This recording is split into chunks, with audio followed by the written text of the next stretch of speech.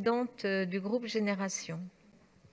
Merci Madame la maire, chers collègues. Pour débuter cette intervention sur la situation en matière d'égalité entre les femmes et les hommes de notre ville, nous souhaitons rendre hommage à une Parisienne. Nous n'avons pas déposé de vœux, laissant le temps faire son œuvre. Nous préférons nous associer aux Parisiens et Parisiennes qui, toutes générations confondues, se sont rendus ces derniers jours rue de la Réunion déposer une fleur devant le domicile d'Anne Sylvestre.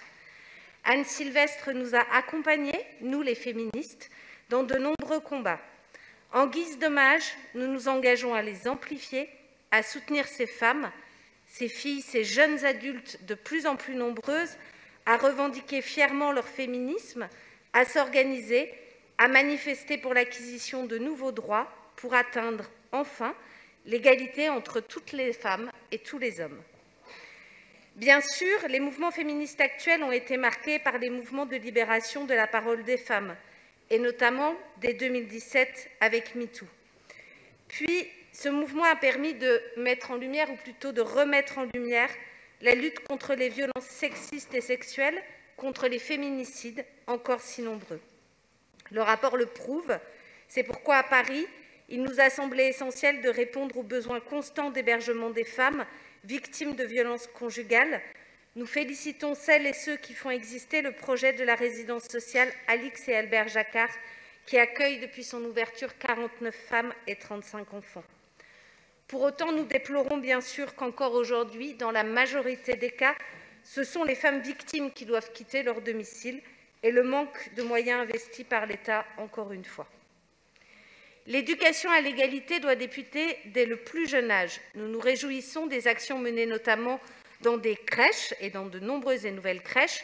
Nous le savons, la socialisation genrée trouve sa source dans les jouets, les livres, les sports pratiqués, dans les instruments de musique.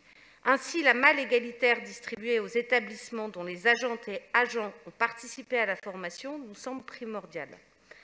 Alors, nous espérons que les formations puissent bénéficier à toutes et tous ces professionnels pour veiller à généraliser cette culture de l'égalité. Le rapport marque la volonté d'égalité professionnelle au sein de la collectivité.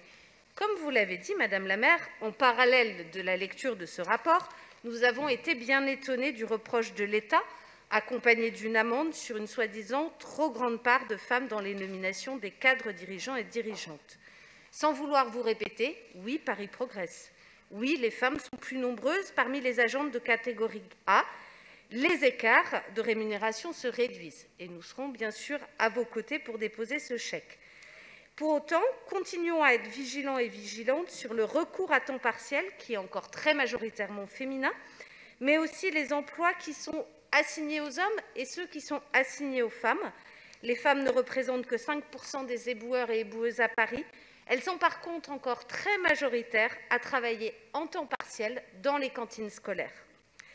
Alors que ce Conseil de Paris marque le lancement du PLU, revenons sur la place des femmes dans l'espace public et la volonté de la ville, bien sûr, d'intégrer la question du genre dans l'aménagement de l'espace public. Fabriquer la ville ensemble, c'est fabriquer une ville plus égalitaire, plus accessible, c'est changer de logique, c'est bien à la ville de se transformer et non pas aux femmes de s'y adapter. Pour cela, nous vous proposons 2 sujets.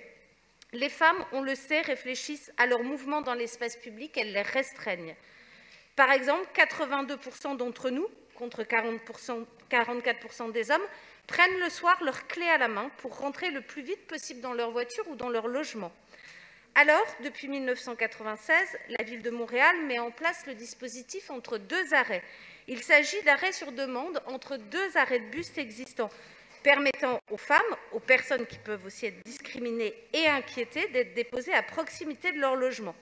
Travaillons avec la RATP pour rendre cela possible à Paris à partir de 21 h. Le deuxième sujet concerne les équipements sportifs.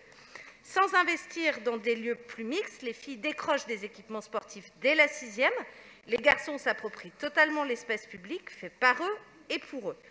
95% des utilisateurs des skateparks sont des garçons. À Malmö, la ville a décidé de privatiser une journée par semaine pour les filles. Elles s'y investissent. Bien sûr, ce n'est pas une fin en soi, mais un moyen. Petit à petit, cette intervention n'est plus nécessaire. On pourrait aussi dire que les city-stades seraient concernés.